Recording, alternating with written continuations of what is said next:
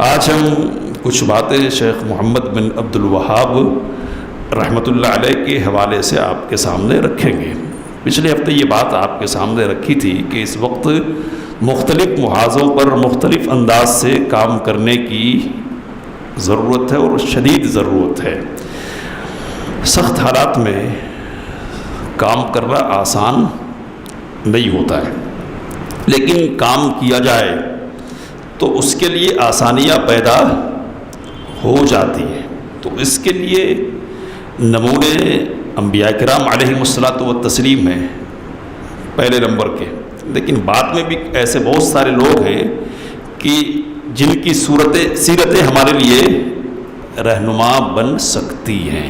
یقینی طور پر شیخ محمد بن عبد الوہاب رحمۃ اللہ علیہ کی سیرت اس سلسلے میں بہت رہنمائی فراہم کرنے والی ہے۔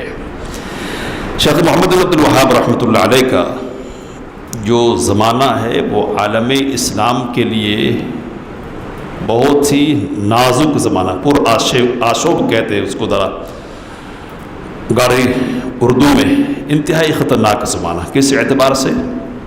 سیاسی اعتبار سے بھی اور دینی اور مذہبی اعتبار سے بھی۔ سیاسی اعتبار سے مسلمان اپنا وقار کھو چکے تھے، ان کی کوئی پہچان نہیں رہ گئی تھی، اور ایک ٹمٹماتا ہوا چراغ تھا سلطنت عثمانیہ کی شکل میں، اب وہ بھی بجھنے کے قریب تھا۔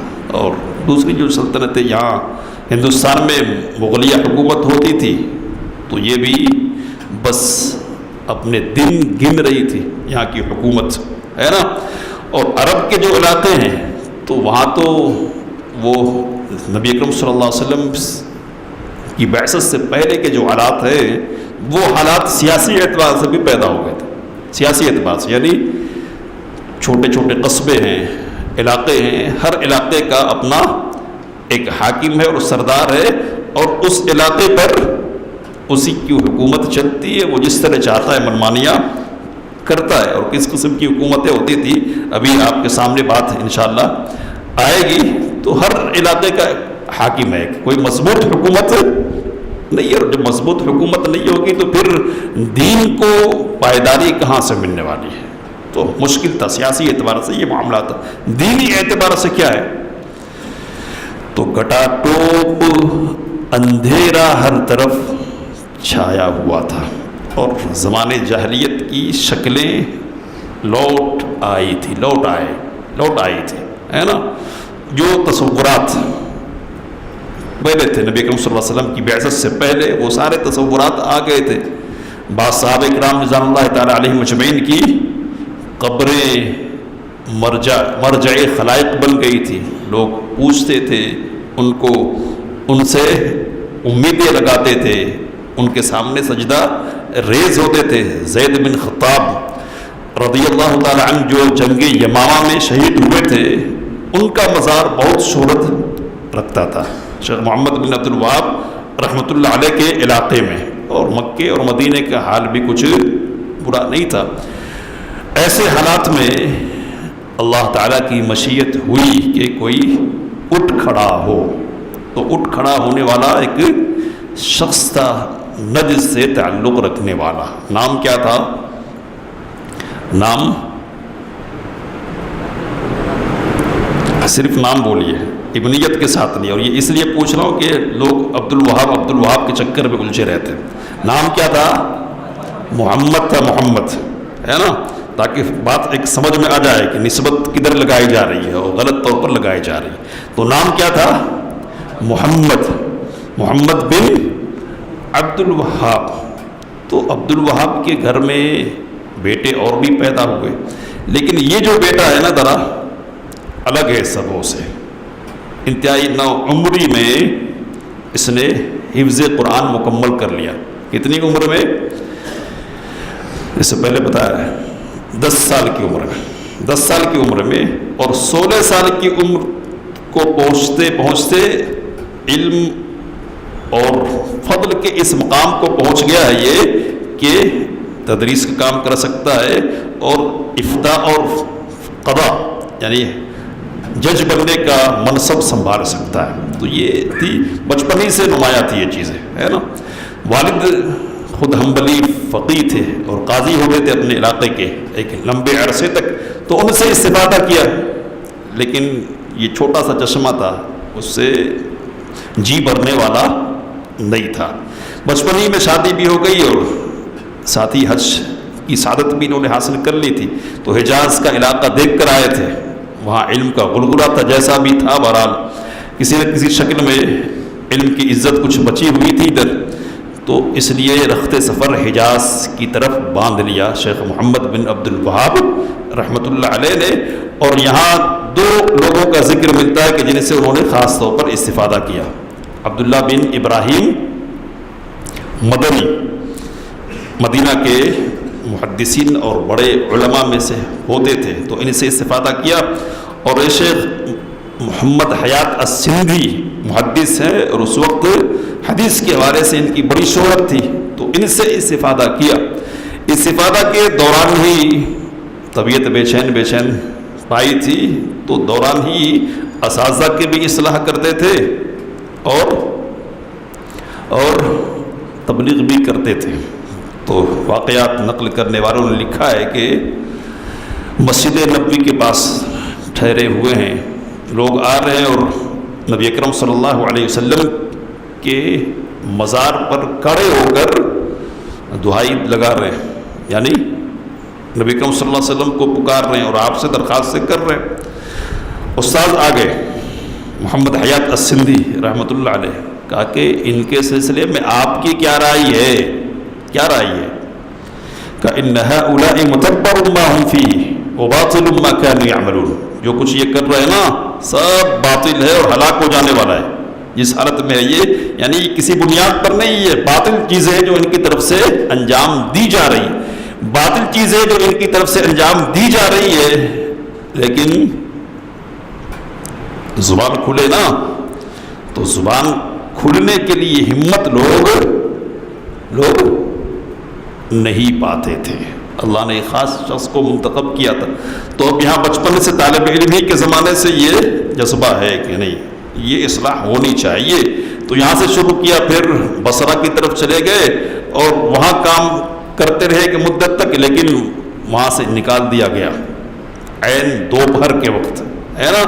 اور سیرت نگاروں نے لکھا ہے کہ دوپہر کی گرمی اور صحرا کی تپش کی وجہ سے قریب تھا کہ دنیا سے رخصت ہو جاتے، لیکن ایک گدھا کی سواری کرنے والا اور لوگوں کو گدھے کے ذریعے سے سفر کرانے والا شخص مل گیا اور وہ مہربان ہو گیا. اس نے پانی بھی پلایا اور گدھے پر بٹھا کر حریملہ جو علاقہ ہے ان کا وہاں پہنچا دیا. تو یہاں والد صاحب جب تک زندہ رہے تب تک کھل کر کام کرنے کا موقع نہیں رہا. ایک طرح سے وہ رکاوٹ ہی رہے اور والد کی طرف سے کوئی تعاون خاص نہیں ملا، اس لیے زیادہ آگے نہیں بڑھے. لیکن جب والد کی وفات ہو گئی تو پھر کھل کر میدان میں آئے، کام کرتے رہے، لوگوں کو سمجھاتے رہے اور حکمت کا انداز اختیار کرتے رہے. اس سے پہلے آپ کو بتلایا کہ حکمت کیا ہوتی تھی. تو زید بن خطاب رضی اللہ عنہ کی قبر پر لوگوں کی بھیڑ ہوتی تھی، ان کو پکارا جاتا تھا، وہاں ٹھہرتے اور کہتے اللہ خیر من زید، اللہ زید سے بہتر ہے، اللہ زید سے بہتر ہے. تو اس طرح کرتے تھے.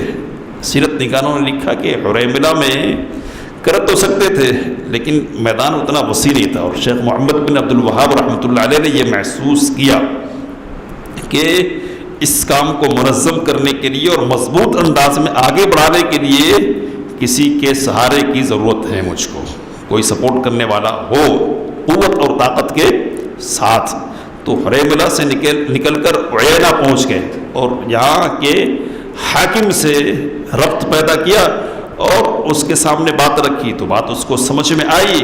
ساتھ دینا اس نے شروع کیا. تو شیخ محمد بن عبد الوہاب رحمۃ اللہ علیہ نے اپنا کام شروع کیا. دعوت کا دائرہ آگے بڑھنے لگ گیا اور توحید کی دعوت پھیلنے لگ گئی اور حدود اور کا نفاذ بھی ہونے لگ گیا. حدود سمجھ رہے ہیں نا، حدود یعنی شرعی سزائیں بھی نافذ کی جانے لگ گئی. تو اب یہ جو سزاؤں کا نفاذ ہے، اس سلسلے میں ایک واقعہ پیش آ گیا. ایک عورت آئی اور اس نے اقرار کیا کہ مجھ سے زنا کی غلطی سرزد ہو گئی ہے. کئی مرتبہ پوچھا، کئی مرتبہ، تاکہ بات پکی ہو جائے، لیکن اس نے ہر مرتبہ کہا کہ نہیں، مجھ سے یہ غلطی ہوئی ہے. تو پھر سزا رجم کی اس کو دی گئی اور لوگوں نے پتھر مارے. تو سب سے پہلے جو پتھر مارنے والا تھا عثمان بن معبر، جو عیینہ کا حاکم تھا، وہ تھا. تو یہ جو قصہ پھیلا ہوا، پیش آیا یہ واقعہ، اس قصے نے تاریخ کو بدل دیا. کیا ہے؟ تاریخ کو بدل دیا. کس اعتبار سے؟ تو اس وقت ایک طرف تو علماء کا طبقہ تھا، صوفیوں کا طبقہ، جو دین کی بنیاد پر مزے لوٹ رہے تھے، ٹھیک ہے، اور دوسری طرف یہ علاقے کے حاکم ہوا کرتے تھے، وہ عیاشیاں کر رہے تھے. ظاہر سی بات ہے کہ توحید کی دعوت علماء اور صوفیوں کے لیے رکاوٹ کا ذریعہ ہے، اور حدود و قصاص وغیرہ کا نفاذ یہ حاکموں کے لیے مصیبت کی بات ہے. احسا قریب کا علاقہ ہے قطیف، وہاں کے حاکم کو جا کر لوگوں نے چڑھایا. بڑا عیاش قسم کا تھا. کہا کہ یہ تو تمہارے لیے بہت خطرہ بننے والا شخص دکھ رہا ہے نا، اگر اس کی دعوت آگے بڑھ گئی تو پھر تو سارا معاملہ خراب ہو کر رہ جائے گا. تو اس کے ذہن کو خراب کیا. اب وہ جوش میں آیا اور اس نے عثمان بن معبر جو عیینہ کا حاکم ہے اس کو لکھا کہ دیکھو یہ شخص ہمارے لیے بڑا خطرہ بن رہا ہے، اور اس کا وجود ہمارے لیے بڑی مصیبت کا پیش خیمہ ہو سکتا ہے، سبب بن سکتا ہے، اس لیے اس کو اپنے ہاتھ سے قتل کر ڈالو، ورنہ کیا کریں گے؟ تو ہمارے یہاں سے تم کو جو مال مل رہا ہے نا، تو 20,000 دینار اس کو ملا کرتے تھے سالانہ یا ماہانہ، اور دوسری چیزیں بھی ملتی تھی، تو وہ بند کر دیں گے اور چڑھائی بھی کریں گے تم پر. تو اب وہ ڈر گیا ہے نا، اور اس نے اپنی بات شیخ محمد بن عبد الوہاب رحمۃ اللہ علیہ کے سامنے رکھی. شیخ نے سمجھانے کی کوشش کی اور سمجھایا کس انداز سے، ذرا دیکھیے الفاظ. کہا کہ انی ارجو انت قمت بنصر لا الہ الا اللہ، ان هذا الذي انا قمت به ودعوت الیہ کلمۃ لا الہ الا اللہ. کہا کہ یہ جو دعوت ہے جس کو لے کر میں کھڑا ہوا ہوں وہ کیا ہے؟ تو لا الہ الا اللہ کی دعوت ہے. اور کہا ارکان الاسلام، ارکان اسلام کی دعوت ہے، بھلائی کا حکم دینے کی دعوت ہے اور برائی سے روکنے کی ہے. اگر تو اس کو پکڑے رہے گا، اس دعوت کو، اور اس کی مدد کرے گا تو اللہ تجھے غلبہ عطا کرے گا، غلبہ. اور جہاں تک اس شخص کی بات ہے نا جو تم کو دھمکا رہا ہے، تو اللہ اس سے نمٹ لے گا، اس لیے تم کو گھبرانے کی ضرورت نہیں ہے. لیکن یہ شخص سمجھ نہیں پایا اور دنیا کے چکر میں اس نے شیخ کو نکالنے کا فیصلہ کر لیا اور کہا کہ مجھ کو تو اس نے کہا قتل کر دینے کو، لیکن میری مروت کے خلاف ہے یہ بات کہ میں اپنے گھر میں تجھے قتل کروں، آپ کو قتل کروں، اس لیے آپ میرے علاقے کو چھوڑ دیجیے. تو اپنے سپہ سالار کو کہا کہ اس کو لے کر جاؤ، چھوڑاؤ علاقے سے. بات لوگوں نے یہ بھی لکھا کہ اس نے خفیہ طور پر اپنے سپہ سالار سے یہ کہہ دیا تھا کہ قتل کر دینا، قتل. تو سیرا پار کیا جا رہا، عبور ہے، پیچھے پیچھے سواری پر لوگ ہیں جو ہانک رہے محمد بن عبد الوہاب رحمۃ اللہ علیہ کو، اور شیخ ہے جو پیدل چلے جا رہے، پیدل ہے نا. قرآن کریم کی آیت زبان پر ہے، اس نے ارادہ کیا کہ قتل کر دے، لیکن اس پر روک طاری ہو گیا اور ایسا ڈر گیا کہ اس کو ہمت نہیں. ظاہر سی بات ہے کہ اللہ کو کام دینا تھا، اس شخص سے اس کو زندہ رکھنا تھا. تو بہرحال درعیہ پہنچے. کہاں پہنچے؟ شیخ محمد بن عبد الوہاب درعیہ. یہاں اپنے ایک شاگرد کے یہاں ٹھہرے.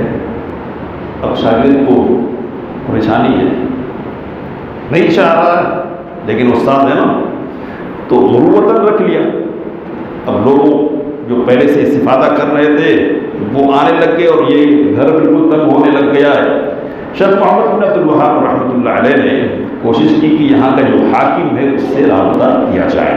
تو حاکم محمد بن سعود کے بھائیوں سے رابطہ کیا شاگرد نے، اور بھائیوں نے اپنی بھابھی سے، حاکم کی بیوی سے بات کی۔ یہ نیک خاتون تھی، کہا کہ اپنے شوہر سے کہ اللہ نے تمہارے سامنے ایک نعمت ڈال دی ہے، اس کی قدر کر لو، اس کے ذریعے سے تجھ کو اللہ تعالیٰ غلبہ عطا کرے گا۔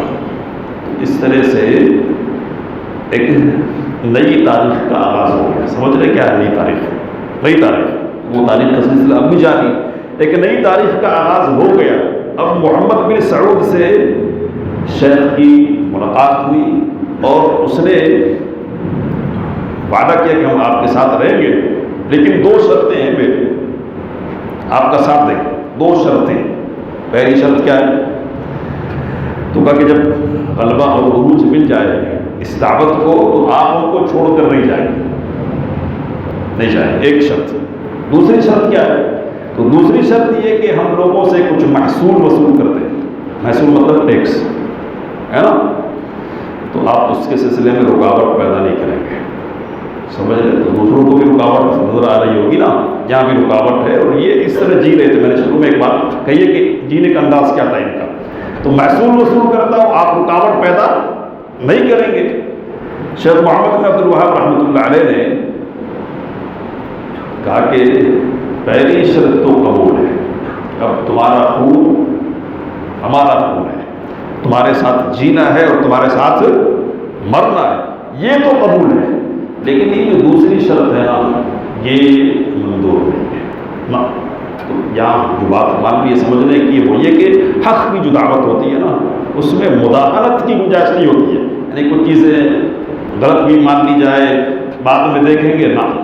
نبی صلی اللہ علیہ وسلم کی سیرت میں بھی اس کو خوب ہم دیکھ سکتے ہیں، ہم ادھر جا نہیں سکتے ابھی۔ تو حضرت شیخ محمد بن عبد الوہاب رحمۃ اللہ علیہ نے مداخلت نہیں قبول کیا، کہا کہ نہیں یہ تو قبول نہیں کریں گے، اب تمہارا نقصان ہونے والا ہے نا، نقصان۔ تو کہتا ہوں کہ اللہ تمہیں مال غنیمت اتنا دے گا کہ تم اس سے بے نیاز ہو جاؤ، اس کی ضرورت ہی نہیں رہ جائے گی، زکوٰۃ وصول کرو گے، مال غنیمت ملے گا مخالفین سے لڑنے کی بنیاد پر، تو تمہیں اس کی ضرورت نہیں رہے گی۔ تو یہ بھی ایک نقطہ ہے سیرت کا، اور حدیث کی کتابوں میں بھی یہ بات موجود ہے کہ جب ہم کسی کو کسی چیز سے روکتے ہیں تو اس کا متبادل بھی اس کے سامنے رکھنا، اس لیے تاکہ ذہنی الجھن ہے تو وہ دور ہو جائے اور تسلی کا سامان اس کے لیے ہو جائے۔ تو شیخ محمد بن عبد الوہاب رحمۃ اللہ علیہ نے اس کی تسلی کا سامان کیا کہ یہ ہے، اگر تم اس سے رک جا رہے ہو تو اللہ تعالیٰ انتظام کر دے گا۔ تو اس طرح سے اب ایک حاکم ہے، ایک عالم ہے، دونوں حق کی دعوت کو لے کر آگے بڑھ رہے ہیں۔ لوگ جو پہلے سے استفادہ کرنے والے تھے عیانا وغیرہ کے، وہ بھی اب ادھر کھنچ کھنچ کر آ رہے ہیں، اور روزانہ اتنی بھیڑ ہو جا رہی ہے شیخ محمد بن عبد الوہاب رحمۃ اللہ علیہ کے یہاں کہ ضیافت پر بہت خرچ کرنا پڑ رہا، اور ضیافت پر خرچ کرنے کی وجہ سے شیخ مقروض ہو جائے، جو مال غنیمت کے طور پر جو چیزیں آ رہی ہیں وہ بھی کافی نہیں ہو رہی، تو ہزاروں میں قرض چلا جا رہا۔ آگے وسعت ہوئی اللہ تعالیٰ کی توفیق سے اور اس کی مشیت سے، لیکن یہ صورتحال ہے۔ اب عیینہ کا جو حاکم تھا نا عثمان بن معمر، اس کو ایسا لگا کہ میں نے غلطی کر دی ہے نا، ایک نعمت مجھ سے چھن گئی ہے، تو اب وہ حاضر ہوا پھر شیخ کے پاس، کہا کہ مجھ سے غلطی ہو گئی، میں سمجھ نہیں پایا، آپ ہمارے یہاں چلے گئے۔ کہا کہ اب تو میں وعدہ کر چکا ہوں اور میری اپنی کوئی مرضی نہیں ہے، اگر محمد بن سعود کہیں گے تو میں چلنے کے لیے تیار ہوں۔ محمد بن سعود سے بات کی تو کہا کہ نہیں، اب میں تو اس کی اجازت نہیں دے سکتا۔ یہ شخص ہے جو آیا ہے، کئی مرتبہ اس نے رابطہ کیا اور کئی مرتبہ اس نے غداری بھی کی ہے، دھوکہ بھی دیا ہے، اور آس پڑوس کے دوسرے بھی ہیں جن کی راستے میں رکاوٹ پیدا کرنے والے یہ لوگ، تو ان کی طرف سے بھی مخالفت ہے۔ اور ایک عجیب بات کہہ کے بات ابھی آج یہی مکمل کروں گا کہ مخالفت کرنے والے لوگوں میں شیخ کے اپنے لوگ بھی ہیں۔ تو سلیمان بن عبد الوہاب شیخ کے بھائی ہیں، بڑے انہوں نے بھی مخالفت کی اور کتاب لکھی شیخ کے خلاف، بہت ساری ادھر ادھر کی باتیں انہوں نے منسوخ کی. کیوں کیا ایسا؟ تو تاریخ جن لوگوں نے لکھا ہے انہوں نے لکھا حسد و غیرت، حسد کی وجہ سے اور غیرت کی وجہ سے کہ یہ تو میرا بھائی مجھ سے آگے نکل جا رہا. حسد میں پڑھ گئے تو الصواعق الالہیہ علی الرد فی الرد علی الوہابیہ کتاب انہوں نے لکھ ماری، لیکن مخالفتیں کئی طرف سے ہو رہی تھی. شیخ جواب دے رہے تھے علمی انداز میں، اور جو تلوار کے ساتھ لڑنا چاہ رہے تھے نا ان کا جواب بھی محمد بن سعود کی طرف سے موجود تھا. محمد بن سعود چل بسے تو ان کے لڑکے نے یہ میدان سنبھالا، عبدالعزیز بن محمد بن سعود. تو بہرحال بعد میں کیا ہوا، تو یہ جو بھائی مخالفت کرنے والے تھے وہ بھی آ گئے، شیخ سے معافی مانگی اور توبہ کر لیا. لکھنے والوں نے لکھا ہے کہ جو شیخ کے مخالفین ہیں، شیخ کے مخالفین وہ اس بات کا تذکرہ تو کرتے کہ بھائی نے بھی مخالفت کی، لیکن اس بات کا ذکر نہیں کرتے کہ جس بھائی نے مخالفت کی تھی اس نے توبہ کر لیا تھا اور اپنی حرکت کے سلسلے میں اپنے بھائی سے معافی طلب کی تھی. تو اس طرح سے جو آس پڑوس کے تھے نا آتے گئے لڑنے بڑھنے کے لیے، سمجھ رہے تھے کہ رکاوٹ ہے اس لیے آگے بڑھ بڑھ کے مخالفت کر رہے تھے، تو اس طرح دعوت کا دائرہ آگے بڑھتا گیا اور پھر ریاض کو بھی پہنچ گیا. ریاض کا جو علاقہ ہے نا وہاں بھی پہنچ گیا. اور سبب کیا بنا اس سلسلے میں، تو شیخ کے ماننے والوں کا دائرہ آگے نکل گیا ہے. وہاں بھی کچھ لوگ ہیں ادھر کے، ان پر زندگی تنگ کی جا رہی ہے، ان کو ستایا جا رہا ہے وغیرہ وغیرہ. ادھر سے کارروائی کی گئی اور وہاں بھی کامیابی ملی اور ریاض پر بھی قبضہ ہو گیا. اب تفصیلات ہے آگے ہم انشاءاللہ اگلے ہفتے آپ کے سامنے رکھیں گے. ابھی جو تفصیلات رکھی جا رہی ہے کس لیے، تو یہ قصہ برائے قصہ کے لیے نہیں ہے. یہ کس لیے ہے کہ ایک داعی الی اللہ کی زندگی کا مطالعہ کرے ہم، اور مطالعہ اس نیت سے کرے کہ اس کا کچھ حصہ، اس کی سیرت کا کچھ حصہ، کوئی قطرہ کوئی ذرہ ہماری زندگی میں بھی آ جائے.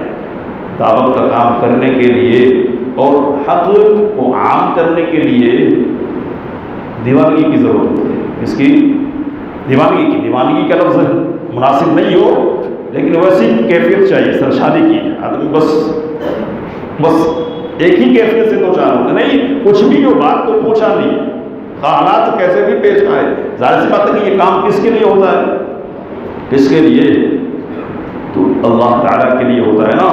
تو اللہ کے لیے کام کریں گے اور اللہ چھوڑ دے گا، ایسا کیسے ہو سکتا، نہیں ہو سکتا. تو انبیاء کرام علیہ الصلوۃ والتسلیم کی سیرت اور نبی اکرم صلی اللہ علیہ وسلم کی سیرت اس سلسلے میں اس وقت تو ہے ہی ہمارے لیے. شیخ محمد بن عبد الوہاب رحمۃ اللہ علیہ کی سیرت بھی اس سلسلے میں ہمارے لیے رہنما ہے. اللہ نے خود ان کی زندگی میں ان کی دعوت کو پھیلا دیا، بہت عام کر دیا.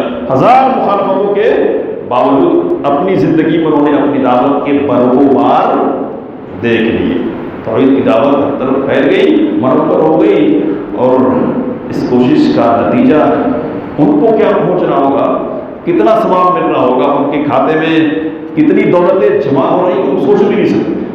اس لیے کہ آج کوئی بھی موحد شاید ہی ہو جو علم رکھتا ہو، سوجھ بوجھ رکھتا ہو، ان کے نام سے واقف نہیں ہے اور کسی نہ کسی طور پر ان کے فیض یافتہ لوگوں میں سے نہیں ہو. کسی نہ کسی ذریعے سے، کتاب کے ذریعے سے، کسی عالم نے تقریر کی تو وہ بھی کسی نہ کسی طور پر استفادہ کرے گا. تو یہ دعوت کی برکتیں ہوتی ہیں، لیکن برکتوں سے پہلے قربانیاں چاہیے، جذبہ چاہیے، سوچ چاہیے، بصیرت چاہیے اور ہمت کر لینے کی بات چاہیے. تو ہمت مردہ اور مدد خدا. میں نے اس سے پہلے کی طرح سے گزارش کی تھی، پھر گزارش کر رہا ہوں کہ ہر آدمی اپنے اپنے طور پر میدان ڈھونڈے اور مساجد کے ذمہ داران کو اس سلسلے میں متوجہ کرے کہ وہ شروع کرے نوجوانوں کی خصوصی طور پر تربیت کا انتظام ہو. ایک ہی انداز سے نہیں بلکہ کئی انداز سے، میدان مختلف ہے سازشوں کے، تو کام بھی مختلف انداز سے کرنے کی ضرورت ہے. اللہ ہمارے لیے آسانیاں پیدا فرمائے اور ہم میں دعوت کا جذبہ پیدا کر دے. علم کا جذبہ پیدا کر دے، علم، عمل اور دعوت کی دولت سے آراستگی سے ہم سب کو نواز دے۔ آمین وآخر دعوانا ان الحمد للہ رب العالمین۔ السلام علیکم ورحمۃ اللہ وبرکاتہ۔